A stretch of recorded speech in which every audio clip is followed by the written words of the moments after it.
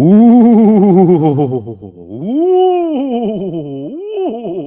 spooky. Happy Halloween. I got nothing.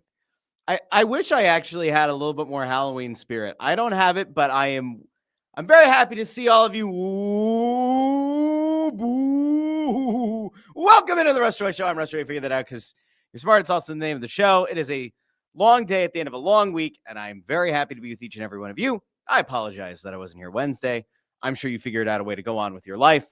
And if you follow the other stuff that I do, you'll know that by Wednesday night, I did get to Chickies and Pete's. We did do an episode of Snow the Goalie Radio, and I was back on Thursday night for the Press Row Show. Tonight, spent some time with the family, trick-or-treating. We talk about candy. I didn't even put that in the show rundown, but we can. And then, of course, this weekend gets kind of crazy because the Flyers are in town for 2 more games. They play on Saturday. They play on Sunday. Welcome in. Now, with all due respect to the Halloween of it all, I think I'm going to take this down. I think I'm going to remove the spooky frame. You know, maybe I'll put I can put a little pumpkin here, a little trick or treat. Hold on, let's see. Can I do dancing skeleton? He kind of fits the aesthetic of the show. We did this one on the Press Row Show last night. It was kind of fun. I don't know. I don't think I have it in me tonight. Anyway, welcome in. I see the comments, so I'll bring it up here. I'm going to also bring the comments up in the on the screen here, and I need to figure out why I don't have access. Let's do this. How big do we want to make the words on the show now? Do we go there? Ooh, that's kind of nice. Do we go wide? Do we go tall? Oh, tall with the big words? Nah, we'll go medium. Let's go medium. No, let's go big.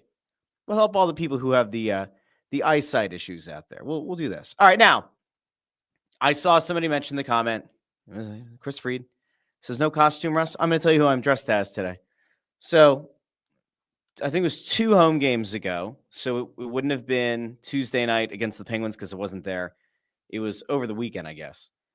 I'm getting ready to rush out of the arena because I'm between soccer games. My daughter had a game in the morning. My son had a game in the afternoon. And so I frolicked from my daughter's game down to Philly, did Press Row Show. And then I was like, all right, pregame is done. Now I'm going to go to my son's game. And as I'm getting ready to scurry on out of the Xfinity Mobile Arena, a guy stops me and he's like, are you Russ? This is at the point now where I've oddly gotten a little bit used to it. This is not like an ego thing. I've actually gotten used to, like, at Flyers games, people stopping me and being like, oh, you're on Snow the Goalie. Or you like, I watch your other show. Okay, cool. And I appreciate that. It's very nice of people. This guy is like, you're Russ? I'm like, I am Russ. Hello, yeah. And he introduces me to his daughter and he goes, this is Russ Joy. He's a famous podcaster. And I looked at his daughter. I said, I'm not famous. But it was very kind. So I decided that today I am dressing up as Russ Joy. He's a very famous podcaster. I don't have any. The Halloween spirit, back in the day, I used to dress up on Halloween. There was a year that I bought a Bernie Sanders bald cap. When I was teaching high school, I wore the Bernie cap. I thought about actually looking for that picture to see if I could find it anywhere. But I actually did. I dressed up as Bernie Sanders one year, and I walked around the school, and there was a lot of no. And I actually taught Spanish and German that day in a Bernie Sanders voice, which was a lot more complicated than it needed to be.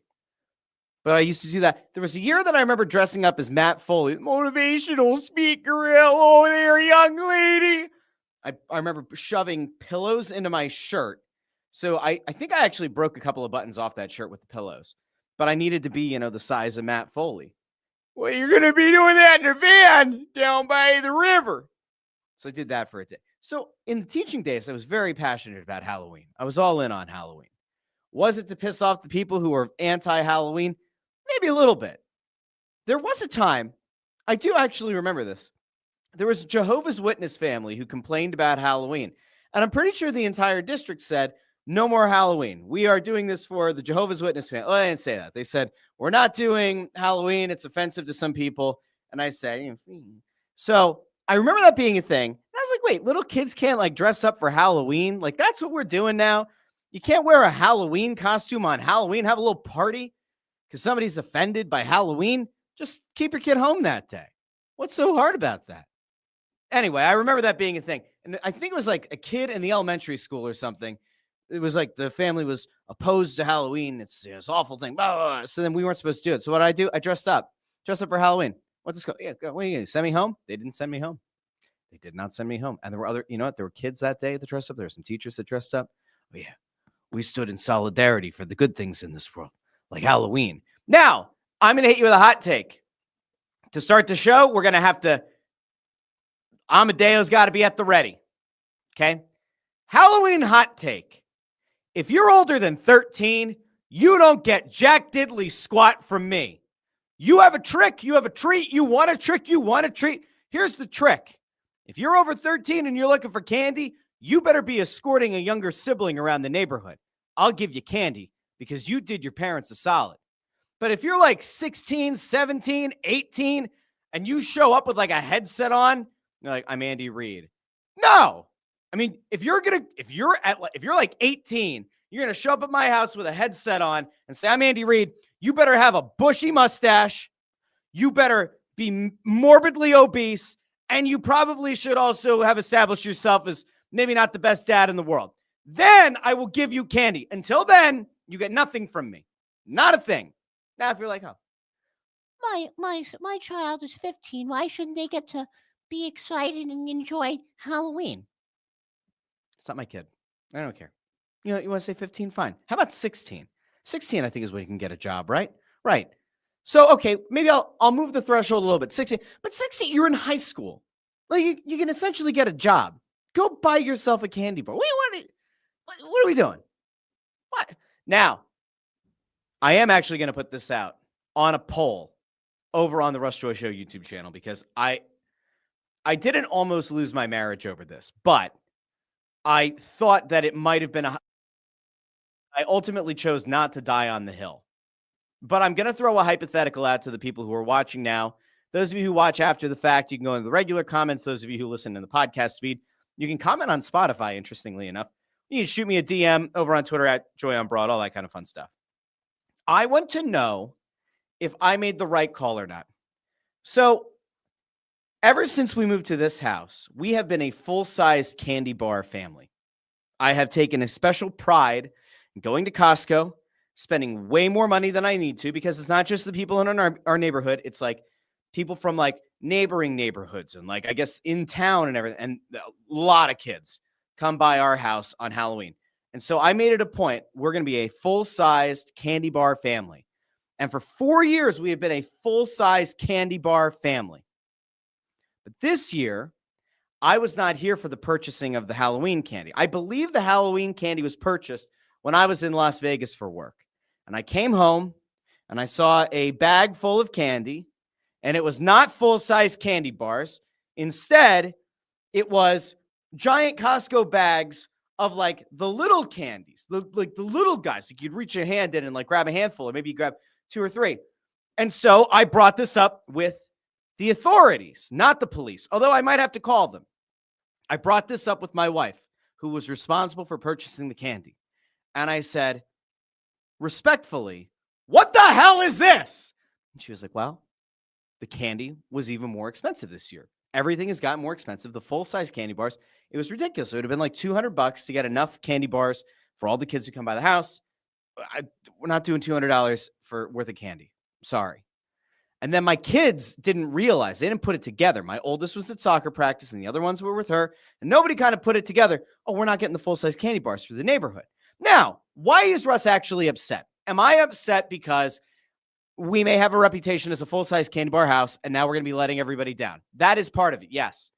Am I also disappointed because every year we buy exactly 1 box too many of full-size candy bars, and then I spend the next 3 to 6 weeks very casually and under the radar grabbing a candy bar or 2 out of the box for late night consumption?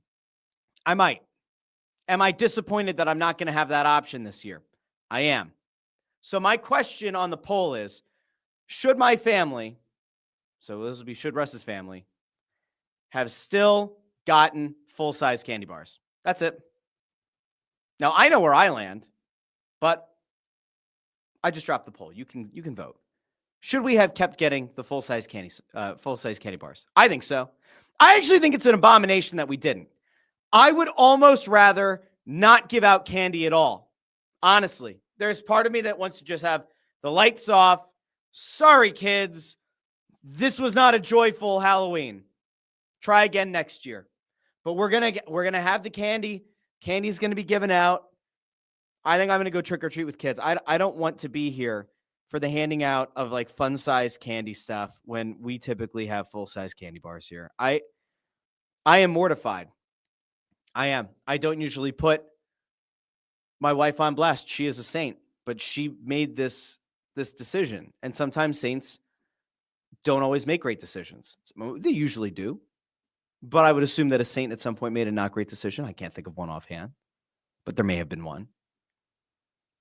Now, I will say that there are some interesting things coming up in the comments that make me think that maybe it's not that bad. I'll go out to Zach O first. Says, I fear you've set a precedent and kids will be sad. It's possible. Amadeo says, have to do full-size candy bars. Let's see. And Zach is right. I'm probably just more upset about it for myself. Let's see. All or nothing is a fair take. I appreciate that. Frankie, Crypto Sniper 777 Fast Hands. That's one hell of a name. Frankie, thanks for being here. Like the video, share the video, subscribe. Says, damn, brother, complaining because your wife saved you money? Lucky. Oh, don't worry. There are Amazon packages. I'm pretty sure there might be 2 or 3 Amazon packages out on the doorstep right now. We're not going to talk about the hypocrisy of Amazon packages, but then not getting full-size candy bars. I would never do such a thing. Let's see. Amadeo says his neighborhood already did the trick-or-treating this past year. What kind of bullshit is that? What kind of communist nonsense is this? What? You did the trick-or-treating last Saturday. Who made that determination? Where did that come? That's a week early. We needed trick-or-treating last week. Is this like some kind of nonsensical, we're going to do trick-or-treating every weekend because that is fair and equitable. Everyone will get 2 pieces of candy. What in the Zoran Mamdani is going on around here? Does he celebrate Halloween? Does he like Halloween? How would trick-or-treating work in a Mamdani, New York City? I know what Andrew Cuomo would say. If you get anywhere near New York, the number of ads that Andrew Cuomo is running against Mamdani right now is absolutely absurd. You'd swear they're running for president. It is mind-boggling. And it looks like at last check, it's going to be an absolute runaway. Make of that what you will. But anyway, let's see. Zacho says, here we go. Frankie asks, when does Russ take over as the Flyers GM? Somebody confused me for Danny Briere last year, which was really weird. Like, we don't look alike. Not all, roughly 5'6" Caucasian males with longer hair are the same. I'm darker than Danny. That is true. That is a fact. His French is better. Our hockey skills? Yeah, he's better at hockey. Yeah, that's true. So anyway. Amadeo said he's blaming the old Italian people for it. But why the old Italian people wanted a week in advance? It makes no sense. By the way, Zach goes right. I will support this. Trunk or treat, organized trick or treating is lame. Halloween night is the only way. Trunk or treat needs to go away. Get out of here. Like a swift kick to the gonads. I will tell you where trunk or treating is fine. If you don't live in an area that is safe for kids to walk around, there are no sidewalks. I don't know. There's rampant crime in your area. And that really is the only way for you to trick or treat. By all means, you should do a trunk or treat. You should. 100%. I'll support you. But if you're in a well-to-do area, and I would say that the Philly burbs, for the most part, are pretty well-to-do areas, what the hell are we doing a trunk or treat for? Why? For what reason? Now you have even more candy coming back to your house. If you're a good parent, you're, of course, going to siphon off some of the better stuff. That's called the mom and dad tax. But like now you have all this extra candy, and sometimes there's like dumb little gizmos, crappy little plastic toys, those dumb little sticky, like rubbery little stretchy guys that they throw and they stick on the ceiling and they piss you off. You know, like those kind of things. They're everywhere. I don't need those. I don't want them. Why? Not on Halloween. I want candy. Candy. All right. Chris Freed with a little push for his parish. St. Matt's in the Northeast is giving out whole candy bars tonight. So there you go. If you're looking for some whole-size candy bars, you won't get them at the Joy family household, but you can get them at Chris Freed's parish. So there you go. Oh, look at this. Frankie, what a sweet person today. No offense to anyone else. Russ is the GOAT of Flyers media, hands down.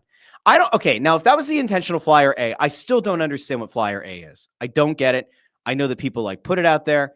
I need an explanation. I don't know what it is. I would like to know what it is. I know that like some of the people who like tweet with that in their handle or whatever don't typically like me. So I just don't like, I can't imagine that A stands for asshole, which is what they think of me. I need an explanation. AJ's here. Says, hey man, price of chocolate is up more than 10% this year. I'm with the wife on this one. I can stomach the 10%. I'm thinking about it. Do I have enough time between the end of this show, the kids coming home, and me getting up to Costco? Like Costco took $8 off the full-size candy bar boxes this past weekend. And I was like, can I sneak these into the cart? And so like we started getting the assorted meats. We got the pork shoulder and a pork loin. We started getting this and that. And I was like, you know what? I could double back. I can get those full-size candy bar boxes and I can shove them under a pork shoulder. And my wife would never know. I'd send her over to go get the hot dogs for the kids. I had a whole strategy. I could have done it, but I'm a good guy. I'm a good husband. And I chose to be honest. Okay. Now, enough about the candy. Let me know, though, in the comments what your favorite candy is. I think that's important. And by the way, as of right now, the poll sits at 54% that my family should have gone with the full-size candy bars. 54%. It was just at, I think, 54 the other way. So now we're at 54-46. I'm going to leave that poll up for another minute. You guys have to let me know what your favorite candy is. There is one candy that I hold as the number one. All right, so I'm going to give you my candy power rankings. Let's see if, can we get Amadeo to do a video short of this where he like puts the candy on the screen? We'll find out. All right, here are my top. Let me think this one out. I get that one. I get that one. I get that one. That one. I can make up a fifth one. What would the fifth? Okay. Here are my top 5 Halloween candies. It is undisputed. It cannot be argued. If you try to argue it, you're out of your mind. We're going to start at number 5. Number 5 is a very, very underappreciated candy. It is not part of the Chocolate Factory, which I will tell you, the Chocolate Factory's got the top 4. But we're going to go off the beaten path. We're going to go with a brand that many of you are familiar with, but a variation on a classic that still stands the test of time. Of course, we're going to start with the purple bag Skittles, the wild berry Skittles. Why do we go there? They're just better. Standard Skittles are fine. Standard Skittles are going to fill up your kids' candy bags this Halloween. That's not what it's all about. It's about the variation. We're going to go with the wild berry, the purple bag Skittles. They're at number 5. Number 4 on this list is Twix. Who doesn't love Twix? The terrorists, the caramel. What a great feeling. The crunch, the chocolate. What's not to love? At number 3, we have the Kit Kat. Now, you could try, if you want, to hit me over the head with this idea of a white chocolate Kit Kat. Or I saw there was one that has like cinnamon in it. I think it was saying like it's a snickerdoodle one. You could go with your mint Kit Kats. Nay. I just want a regular Kit Kat. If somebody in your neighborhood has a dark chocolate Kit Kat, they get 10 bonus points. And you allow their dog to poop on your lawn one time all year. Because a dark Kit Kat's damn good, but very hard to find. So we'll just go with a regular Kit Kat. At number 2, peanut butter cups. I don't care if they're the flat boys. I don't care if they're the ones that are in the individually wrapped metal thing, contraption, right, that you end up finding all over the house because you or your spouse absentmindedly grab a handful of the little aluminum foil wrapped peanut butter cups and you just kind of toss the wrappers all over. You think you grabbed all of them off the couch and a couple get stuck in the cushion. And then when you go to vacuum out the couch, whenever the hell the next time you choose to do that is, and you start sucking them up and you go, wow, that's a lot of peanut butter cups. I wonder why I gained so much weight. That's why. Number 1 is a candy that not enough people hand out. And it is a candy that simply cannot be beaten. The Take 5. The Take 5 is a majestic candy. It is, I would say it is probably the best candy this side of the Mississippi. The Take 5 includes pretzels, You get a little bit of peanut butter. You get some caramel. There's even a little bit of peanuts in there. And it's enveloped in chocolate.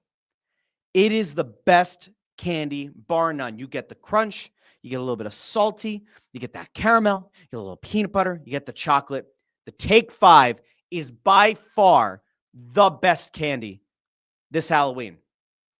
If you are a smart parent, you have one job on Halloween, and that is to remind your kids that you are allowing them to go into the neighborhood to get as much candy as they want. But every so often, they are responsible for keeping an eye out for your number one favorite candy. What happens when they bring back that candy? They get a reward. For example, my kids will probably go to at least 60 houses tonight searching for candy. They will earn a bonus for every Take 5 they bring home. If they decide to bring home a peppermint patty for their mom, they'll get a bonus from her. Now, I don't expect them to go look for a peppermint patty or a Take 5 at every house, but when it's available, they have to jump all over that like a pit bull on a pork chop. That's their job. That's their number one task. All right. I'm going to go out to the comments here real quick. I got to see where people are. Yeah, this is border. Listen, now, Frankie, you've said very nice things today. I want to appreciate you, Frankie. Candy corn is an abomination. Candy corn. I'll tell you what, you know what? There is a place that candy corn is the best. It's best found at the bottom of the trash can. I don't like candy corn at all. I remember having candy corn as a little kid. Just being like, what the hell is it? Like, why? What is this? What's the reason? But why?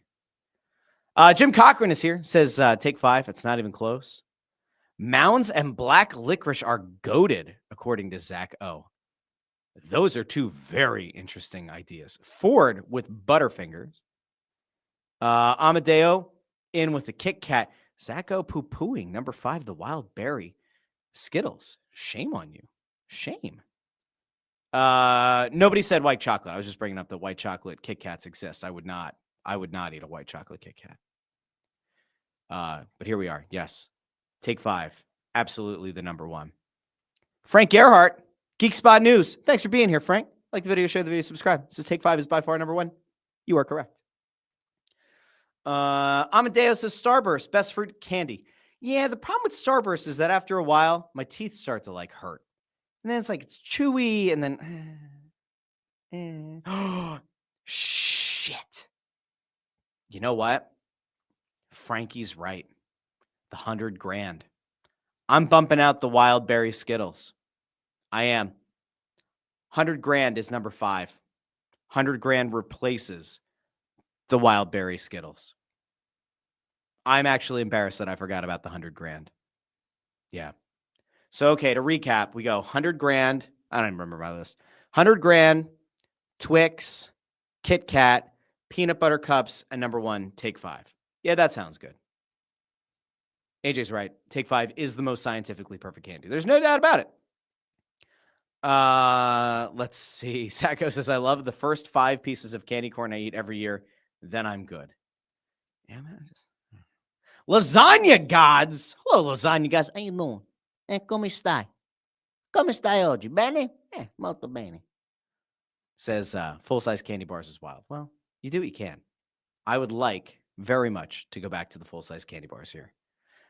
Jim, you want a Halloween hot take? I don't like Snickers. I don't. It's not because I'm hungry. It's not like I need to eat one because I'm not me when I'm hungry. No, I've never been a fan of Snickers. I don't get it. I don't understand it. I don't like them. You know what candy I liked when I was little that I don't like as much anymore is like Three Musketeers. Like, I'll eat it. Like a Milky Way, I'll eat it. But there's no textural element to it.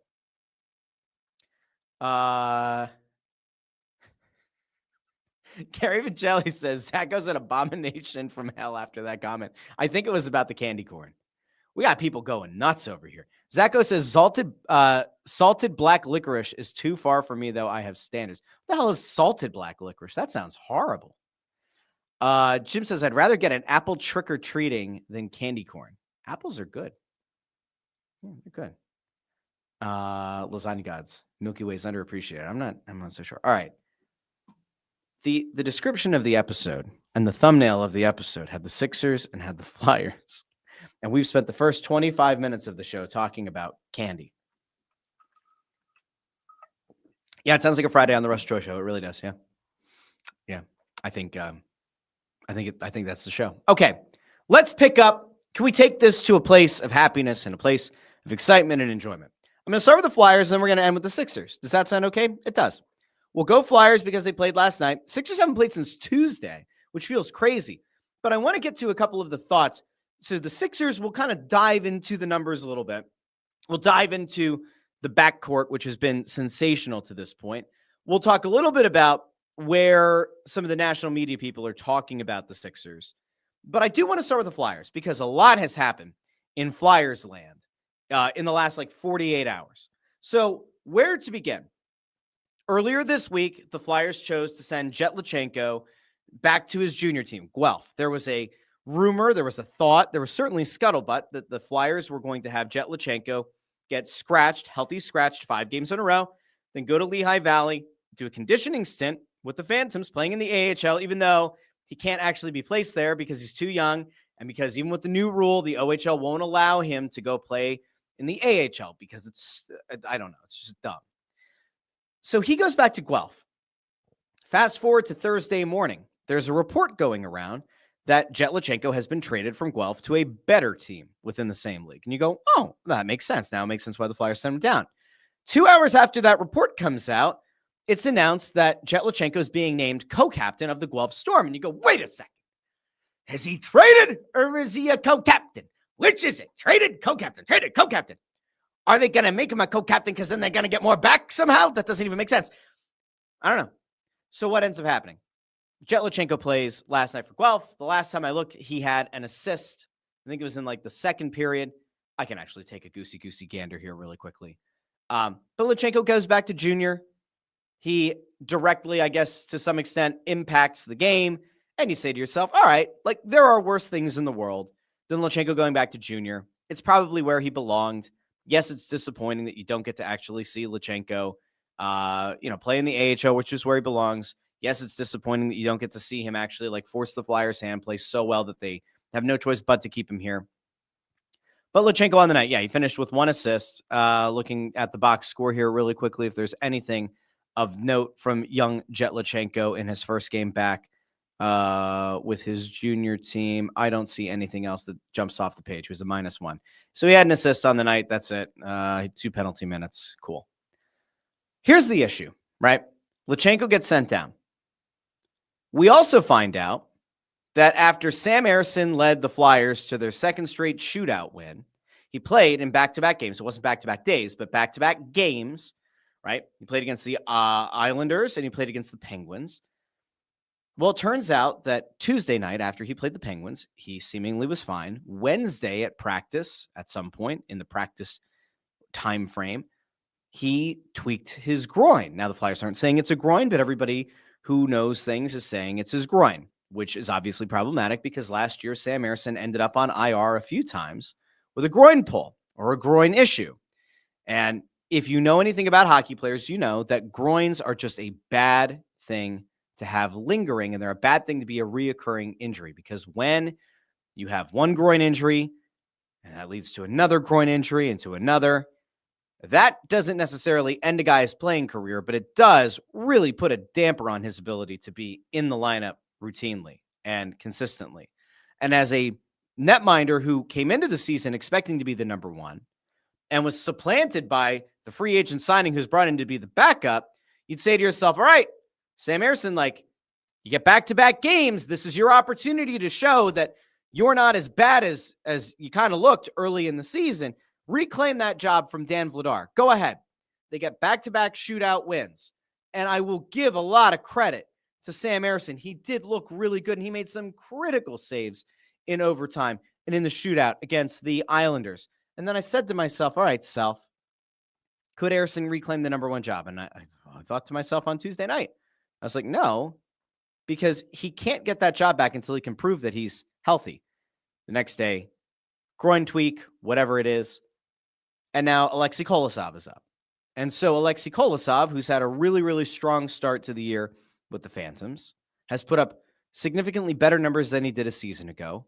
Now he's thrust into being the backup at the NHL level. Now, is it enough of a sample size with the Phantoms for Kolosov to come up here with a ton of confidence, to build on that confidence, and to help get a win or two for the Flyers while he's up here? Obviously, best case scenario is Ersson, it really was just a small tweak. They're being precautionary. Kolosov gets one of the games this weekend, and then he's back down to the Phantoms. He spends the whole year down there with Bjarnason, and they both develop together. And then maybe next year you're having a conversation about Vladar still being here. Maybe Ersson moves on. He'll be a restricted free agent. Maybe a team wants his exclusive negotiating rights for some reason. And you maybe get an asset back for Sam Ersson, and Kolosov comes up next year. Like that is your best case scenario if you're a Flyers fan, at least in net, right? If Ersson is hurt, and this is going to portend bad things to come, where he will not be consistently available, well, it makes the decision for you right away that you will not be bringing him back next season and that his restricted free agent rights aren't really worth much. And then you hope that Kolosov looks better than he did last year. Keep in mind, Kolosov was getting yanked back and forth. It was his first year playing in North America. They were trying to rotate 3 goalies at the NHL level. No one could build consistency. It was a disaster. I don't know if he's played enough with the Phantoms to build that confidence. Obviously, the hope is that if he gets a start this weekend, which he will, that he looks good in that game. Obviously, Vladar was going to be the guy to take on the Flames on Sunday because it's his former team. However, Kolosov's had a good start, but do you really want him to go take on the Maple Leafs on Saturday? My hunch is no. You wouldn't want to have him go up against the Maple Leafs because they're a very talented team with some legitimate scores, and there's a non-zero chance that they could run it up on him. Not saying they will, but I'd say there's a much higher chance of Kolosov struggling against the Leafs than he would against the Flames. The Flames are a bad team. They're bad. And I know it will come as a huge surprise, but Morgan Frost and Joel Farabee have not exactly lit up the world this entire season with Calgary. If it were me, I think I'd still like to give Vladar the start against his former team because that means something. Wouldn't it be funny if Kolosov gets the start on Saturday and he puts up a really respectable performance against the Leafs? Flyers win that game. Maybe it's like a 4-3 game, but Kolosov looks comfortable and looks really good in that game. Well, that would actually be a massive confidence boost. Come up in your first start, get a win against a really good team. Maybe you let a few goals in, but as long as there's strong goals, as long as there's none of those, what the hell was he thinking? You can't let that one go in. Then maybe it is a confidence boost. But Vladar, I think I'd like to see Vladar play against his former team, but I think it might actually get shaken up a little bit. Now, Segoli situation.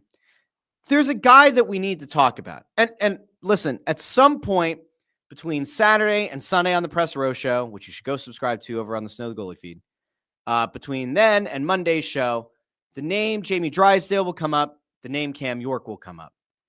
Make no mistake about it. I have been a very big critic of Cam York. He has looked very good since he came back into the lineup. Really good. I'd make the case that to some extent, Cam York, in the very limited sample size that he's had under Rick Tocchet, has looked better than he did pretty much at any point under John Tortorella. That's a good thing for this team. Jamie Drysdale is having one of the most underrated seasons of a defenseman in the Eastern Conference right now. The eye test tells you that there are a lot of really good things happening, that he has somehow become a much better defensive-oriented player, that he has, on his own, been able to shut down plays that a year ago he was not. And he's healthy. And we cannot overstate the importance of his health. He's had these shoulder injuries. He's healthy, and he looks very good. Now, is it going to, kill off the talk of him versus Gauthier? No, this is going to be a long, ongoing thing. But he's had a really, really strong start to the year. Those guys deserve some conversation. I could take us to a place where we're talking about Matvei Mishkov. And we talk about how Matvei Mishkov over the last few games has certainly looked more like the player who appeared poised for a big breakout, coming off of last year's play.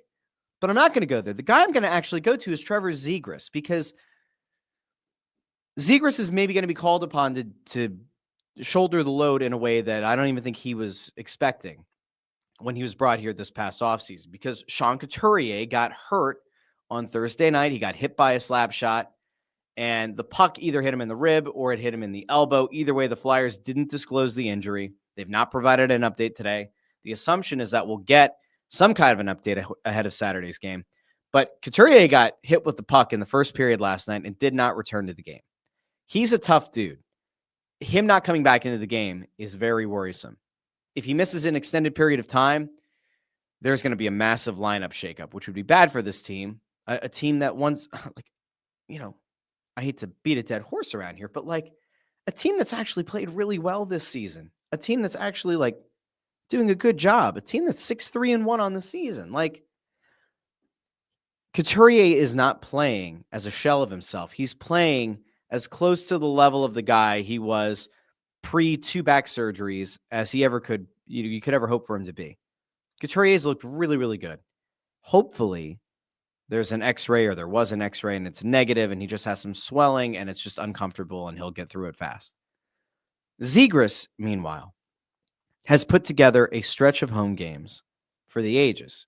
I believe I saw the stat. It was 7 games in a row at home with a point.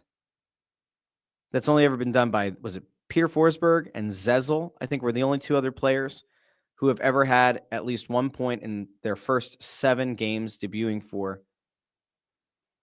their new team, or at least debuting for the Flyers. It's crazy. Wild stuff. Good for Trevor Zegras. He had the quote about, not wanting to embarrass himself. If you play in a city like Philadelphia with fans like this, with expectations like this, you don't want to embarrass yourself. He's looked great. So you have Trevor Zegras now riding an ultimate high. That's the guy to have an eye on. And one of the cool things that we're finally seeing is we're seeing minutes between Michkov and Zegras together. All we complained about, all we asked for a season ago is get Michkov a high-quality center who can feed him the puck. Now, Zegras is sort of playing a hybrid role where Dvorak takes the faceoffs and they're still kind of swapping, and Dvorak kind of goes back out to wing and Zegras assumes the role of a center. But those two getting the opportunity to play together is something I'm not exactly confident we would have seen under the previous coach. So it's cool that they're getting to work this out. It's cool that you're getting to see those two build chemistry. And I think it's eventually going to lead to a much, much, much improved power play. But we shall see. All right, let me see real quick. I'm going to go out to comments here. I know people are starting to come up with what the heck the contract is going to look for or is going to look like for Zegras, and I really don't know yet. I think that the number that people are going to start throwing around is probably higher than it will actually end up being. Let's see. Amadeo says that Austin Matthews has been terrible for Toronto. Austin Matthews doesn't get enough hate for their shortcomings in the playoffs the last few years, but Zacho says, I guess they learned Marner wasn't the problem, huh? Yeah, I don't see any Leafs fans going out of their way to give Mitch Marner the benefit of the doubt. They hate that guy. Mitch Marner, by the way, has 12 points on the season for the Golden Knights. Not bad. Not bad at all. At all. Zach also says, so happy for Drysdale. I agree. Frankie says, Cam York, Drysdale look much better. They do. Jim G asks, any word on Risto? Sounds like no. I don't have a real update on Risto. I don't. I'd expect him at some point, hopefully in November is the thought. We'll see. They better hope so. Let's see. Zacho says, I just look at the trade now as Cutter and Paling for Zegras and Drysdale, and that makes me happy regardless. You could do that if you want. Not the worst thing in the world. The contract idea here, 8.275 by 8 years. I don't want to get crazy here yet, but let's see if he's able to do it consistently over the course of an entire season. And whether or not they can trust him as a center or if he's going to be a wing, that ultimately is going to affect that AAV. AJ points out that Zegras says, nice mustache, you fuck. Chirp was so beautifully Philly. It was great. Let's see. Frankie says, Flyers look surprisingly hot. Zegras and Vladar changed the chemistry of that locker room. They have. Here's the thing. I want to go to Vladar's numbers here real quick because they are mind-blowing. And again, I get it. Still early sample size, all that wonderful stuff, right? Vladar right now is 4-2-0 on the season. He's got a 1.67 goals against average. That's second in the NHL.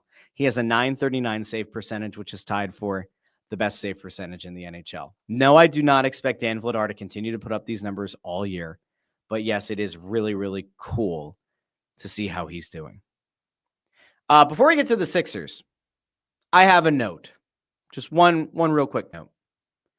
I am so unbelievably tired of getting emails from YouTube TV apologizing to me in advance that they have not yet been able to come to a resolution with a network or a network of networks. Sorry, we can't work it out with Fox. Sorry, we can't work it out. Did CBS come up at one point? And now it's, sorry, you might lose access to ABC and to ESPN and to all of the ESPN networks and to all of your recordings. Guess what, YouTube TV? Get your shit together. All right? I don't feel bad for Google. Google runs the world. I don't feel bad for Google. You guys can afford it. I'm pretty sure that I shouldn't have to continue to watch my YouTube TV bill go up and up and up and up to a point where I have to start contemplating going back to cable. And I'm getting very close. YouTube TV has a very nice user interface. And I love multi-view. And I love the unlimited DVR. There are a lot of things about YouTube TV that I love. However, getting a constant email, if we can't come to an agreement, we'll give you a $10 credit, a $20 credit. No, just get your contracts done. Get everything extended. Now, I would be interested to know, how much did the number change on the ESPN side? Because I could actually see a scenario where ESPN decided to ask for the world because they're really trying to get their D2C product a much bigger user base. Like, remember, this is a big thing when they launched the new ESPN app. And then if you're a wrestling fan, if you want to watch the premium live events, you have to have a certain level of the ESPN product. I wouldn't be surprised if they're almost intentionally trying to price themselves off of a lot of the cord cutter packages, including YouTube TV, because they want you to go sign up for their direct product. But I hate it. Absolutely hate it. Like, I totally despise it. Amadeo over here says, why do you think I switched to Fubo? I like that these guys very clearly just pirate. Arg. Now it's fine. I'll pay for it. I'll be angry about it. I'll be bitter about it. All right, last thing. The Philadelphia 76ers might be the most fun team to watch in the city of Philadelphia right now, and I am very well aware that the Flyers have started off their season very, very well, exceeding expectations. But I'm going to give the Sixers an ever so slight bit more credit. 4-0 to start the year, led in large part by Tyrese Maxey, who looks like every time he takes the court, he's getting even closer to being a superstar in this league. I don't mean like one of the best 15 guards or one of the best 10 guards in the Eastern Conference. I'm saying he looks more and more like a guy who could end up being one of the 3 best guards in the Eastern Conference, could be a guy who very well could end up on one of the All-NBA teams by the time the season's over, a guy who continues to refine his craft, and a guy who is really the only reason that I don't fully detest James Harden, because let us not forget that there was a time that James Harden was in Philadelphia and he worked with Tyrese Maxey on that step back 3 and that ability to kind of pull up off the dribble from behind the arc. And Maxey was a sponge and he learned. Maxey still, to me, is the best finisher at the rim since Allen Iverson, a guy who can go 110 miles per hour and slow it down just enough at the last second to have a silky smooth touch around the rim. And now he's got this 3-point game that just continues to wow me. And he's got a smile that lights up a room. And he's got a positivity that's infectious to his teammates. And he, to me, is really, in a lot of ways, the kind of guy that you'd want to build around as the face of your franchise. VJ Edgecombe, on the other hand, looks like a stone-cold killer. Now, it looks like he does have fun. I don't want to make it sound like he's, sociopathic. He's not.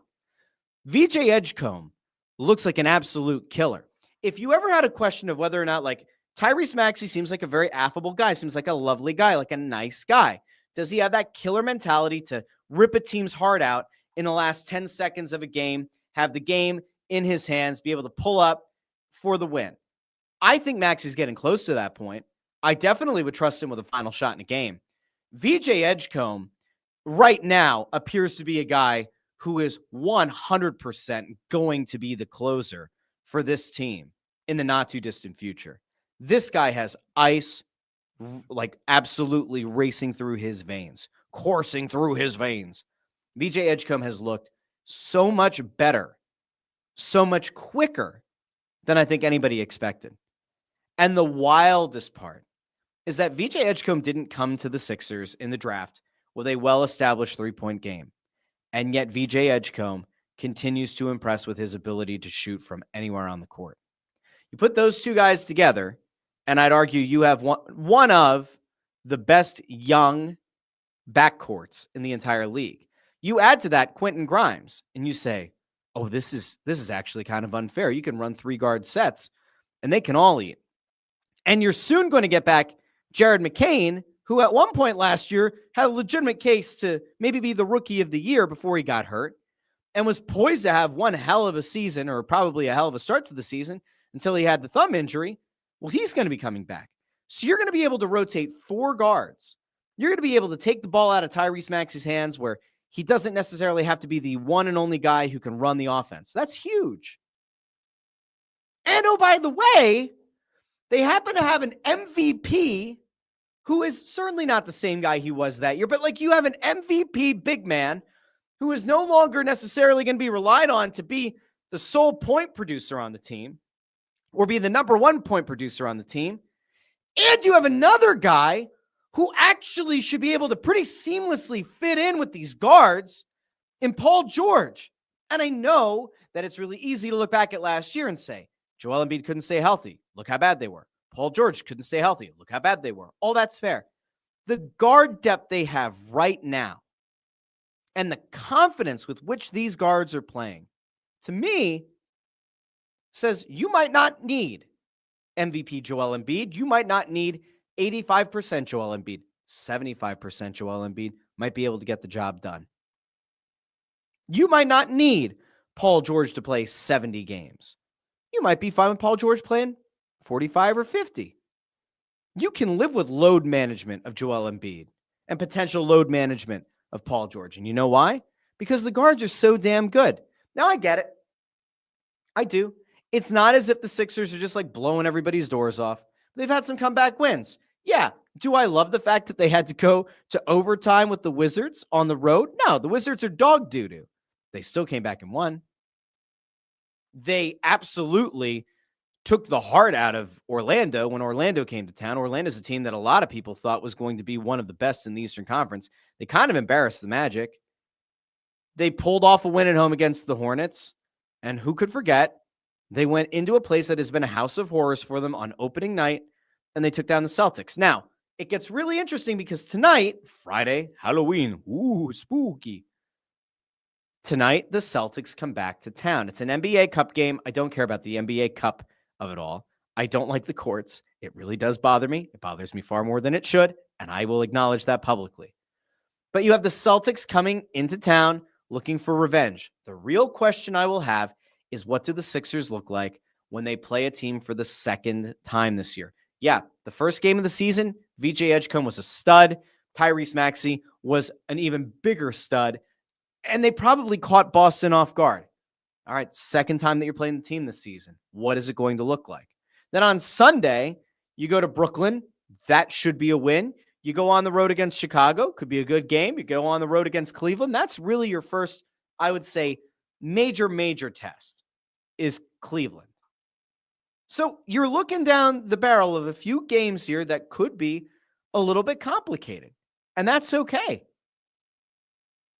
I mean, the Bulls right now have the best record in the Eastern Conference along with the Sixers. They're both undefeated teams as of recording on Halloween. Spooky.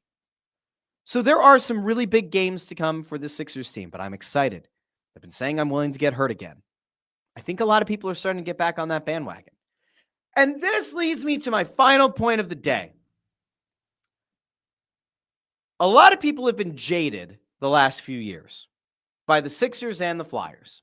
They've been upset. They felt like they were sold a bill of goods, or they were told that, you know what, this team really isn't going to be that good, so it's not really worth coming out. I mean, the teams didn't say that, but media pundits did. At this point, the Sixers and the Flyers should both be playing in front of virtually packed houses every night until they give you a reason not to. This Sixers team, I think, has a really compelling case in that Edgecombe and Maxey are so damn good together so quickly. And I think that's going to resonate pretty well with the fan base. The Flyers, I can't totally figure it out. I often point to ticket prices. I know that there are people within the Flyers organization who don't like when I bring up ticket prices. Tickets are expensive. I can't change that. Parking's expensive. I can't change that. A team might think that their product is priced appropriately. That's fine. They can say that. I'm standing at the game last night doing the press row show. I'm watching the Flyers take down a Nashville Predators team that really, doesn't have a lot of star power to it that's going to bring a lot of casual fans in. I get that. But I'm watching this game unfold, and I'm looking around. And now, last night at the sports complex was a total disaster because Mike Vick's team and Deshaun Jackson's team were going head-to-head. They're coaching over at the link, and I was going to draw a lot of people, whatever. It was a total disaster. The parking lot was horrible. I mean, this was like a masterclass in just like bad traffic at the sports complex. And eventually the crowd did fill in for the Flyers game, which did speak to the awful situation outside. But this should be an arena that is like 80% packed, 75 at the worst. Hasn't been like that this season.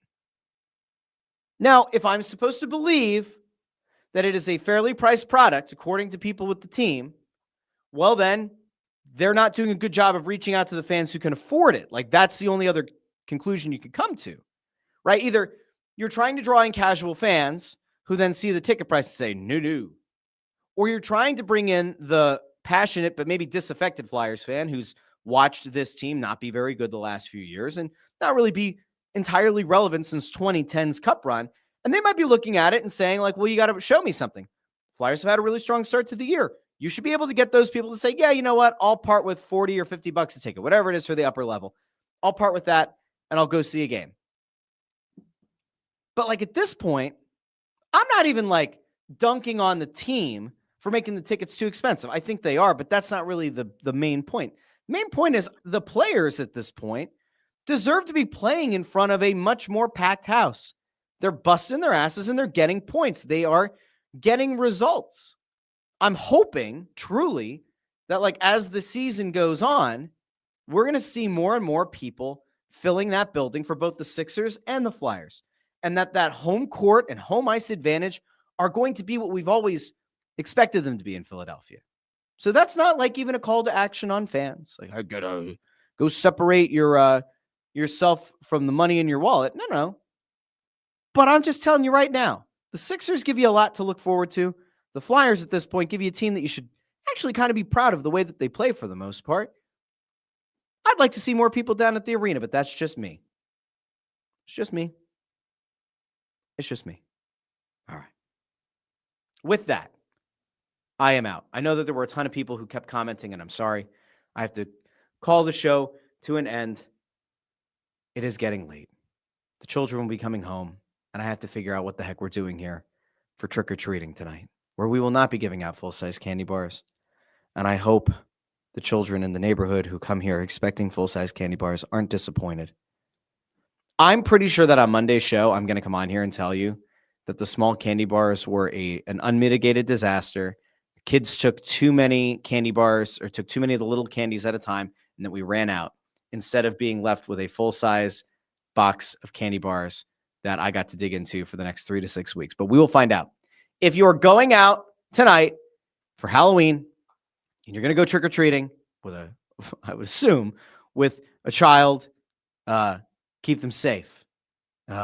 Watch out for the razor blades. Remember when you were a kid, you'd always like hear, oh, you can't have whatever kind of candy because what if somebody puts a razor blade in it? I remember that. I remember being traumatized thinking that like if a piece of candy had like their wrapper falling off, that there was going to be a razor blade inside. I distinctly remember that. But anyway, have fun out there. If you are going to be handing out candy tonight, hopefully the kids that come to your house are nice and don't like dump the entire bowl. And if you see a child take the candy bowl and dump it into their bag and run, It is your responsibility to chase that kid down. Remember the appropriate way to tackle. And then say to yourself, I shouldn't be chasing after a child who just took a bunch of candy, and I certainly should not tackle them. I will get arrested for that. There's your advice of the day. Don't tackle children who are trick-or-treating tonight. And on that, it's time to end. Happy Halloween, everybody. Have a wonderful weekend, and I will talk to each and every one of you, well, Saturday and Sunday on the Press Row Show over on the Snow the Goalie feed, and then, of course, on Monday here on the Russ Joy Show. Until then, this has been the Russ Joy Show, and I've been Russ Joy, but you knew that already because you're smart, and it's also the name of the show. Happy Halloween, everybody. Talk to you very soon. Bye now.